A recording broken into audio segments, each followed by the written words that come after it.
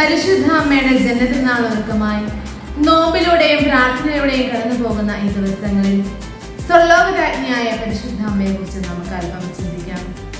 ദൈവമാതാവും അമലോത്ഭയും നിത്യകന്യകയുമായ പരിശുദ്ധ കന്യകാമറിയം തന്റെ ഇഹലോകവാസം പൂർത്തിയാക്കിയപ്പോൾ ആത്മശരീരങ്ങളോടെ സ്വർഗത്തിലേക്ക് സംവഹിക്കപ്പെട്ടു. ഇപ്രകാരമാണ് 1950 നവംബർ 1-ാം തീയതി പരിശുദ്ധ പിതാവ് 12-ാം പീയൂസ് മാർപ്പാപ്പ അമ്മയുടെ സ്വർഗാരോപണം വിശ്വാസകൃത്യമായി പ്രഖ്യാപിച്ചത്. അവൾ നിത്യകന്യകയായിരുന്നതിനാലും പാപരഹിതയായിരുന്നതിനാലും ഈശോയുടെ ശരീരം സ്വന്തം ശരീരത്തിൽ വഹിച്ചവൾ എന്ന നിലയിലും ആദ്യം രക്ഷാകര കർമ്മത്തിലെ സഹകാരിണിയായിരുന്നതിനാലും അമ്മയുടെ സ്വർഗാരോപണം ദൈവം കൂടുതൽ വ്യക്തമാക്കി. ഇതെല്ലാം പറയുമ്പോൾ മഹിമയുടെ ദിവ്യരഹസ്യങ്ങളാണ് എൻ്റെ മനസ്സിലൂടെ കടന്നു പോകുന്നത്. അമ്മ സ്വർഗത്തിലേക്ക് എടുക്കപ്പെട്ടു എന്നതും സ്വർലോകരാജ്ഞിയായി മുടിതിരിക്കപ്പെട്ടു എന്നതുമാണല്ലോ നാം അവയിൽ ധ്യാനിക്കുക. പരിശുദ്ധ അമ്മ സ്വർലോകരാജ്ഞിയായി തീർന്നതിന് പിന്നിൽ ഒത്തിരിയേറെ കാരണങ്ങളുണ്ട്. പരിശുദ്ധാത്മാവ് നിന്റെ മേൽ വരും, അത്യുന്നതന്റെ ശക്തി നിന്റെ മേൽ ആവസിക്കും. ദൈവത്തിന് ഒന്നും അസാധ്യമല്ല എന്ന ദൈവ തിരുമനസ്സിന് മുൻപിൽ ആമേൻ പറഞ്ഞ നിമിഷം മുതൽ അമ്മയുടെ ജീവിതത്തിൽ സംഭവിച്ച കാര്യങ്ങൾ ഓർത്ത് നോക്കുമ്പോൾ അമ്മയുടെ ജീവിതത്തിലെ പുണ്യങ്ങൾ അമ്മയെ സ്വർലോകരാജ്ഞിയാക്കി തീർത്തു എന്ന് നമുക്ക് നിസ്സംശയം അറിയാം. ശാന്തത കൈവെടിയാമായിരുന്ന 100,000 സാധ്യതകൾക്ക് നടുവിൽ ജീവിച്ചപ്പോഴും എത്ര വലിയ തിരമാലകൾ വന്നാലും അവയെല്ലാം ശാന്തമാക്കാൻ കഴിയുന്ന പിതാവായ ദൈവം നമുക്കുണ്ട് എന്ന അമ്മയ്ക്ക് നല്ല ബോധ്യമുണ്ടായിരുന്നു.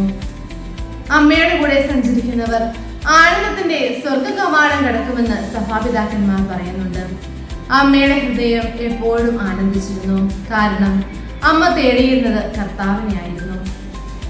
മകന്റെ മരണശേഷം ഭയവിഹ്വലരായിത്തീർന്ന ശിഷ്യന്മാരുടെ അടുത്തേക്ക് ഓടിപ്പോകുന്ന അമ്മയുടെ സ്നേഹവാത്സല്യം, മരണത്തിന്റെ വിനാഴികയിൽ പോലും തന്റെ ഹൃദയം മുറിഞ്ഞു പോയിരിക്കുമ്പോൾ പോലും അവരെ അനാഥരായി വിടാൻ അമ്മ കൂട്ടാക്കിയില്ല. പരിശുദ്ധാത്മാവിന്റെ മണവാട്ടിയായ പരിശുദ്ധ അമ്മയിൽ പരിശുദ്ധാത്മാവിന്റെ സാന്നിധ്യം ആവോളം നിറഞ്ഞിരുന്നു.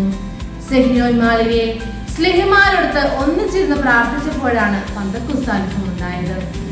പരിശുദ്ധ അമ്മ സ്വർലോകരാജ്ഞിയായി തീർന്നു എന്നത് എങ്ങനെയെന്ന് നാം മനസ്സിലാക്കുന്നത് പോലെ അമ്മയുടെ ജീവിത ഗുണങ്ങൾ നമ്മുടെ ജീവിതത്തിൽ നാം സ്വായത്തമാക്കാൻ ശ്രമിക്കുമ്പോൾ, വിശുദ്ധമായ ഒരു ജീവിതത്തിന് വേണ്ടി നാം കൊതിക്കുമ്പോൾ ദൈവം നമ്മെ സഹായിക്കും.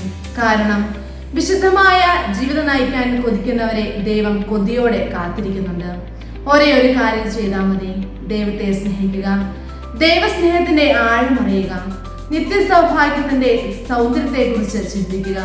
ഈ ഭൂമിയിൽ ഞാൻ വെറും ഒരു തീർത്ഥാടകയാണ് എന്ന ചിന്ത മനസ്സിൽ കൊണ്ടുവരിക. പരിശുദ്ധ അമ്മ സ്വർലോകരാജ്ഞി നമ്മെ ഇതിന് ഒത്തിരിയേറെ സഹായിക്കട്ടെ.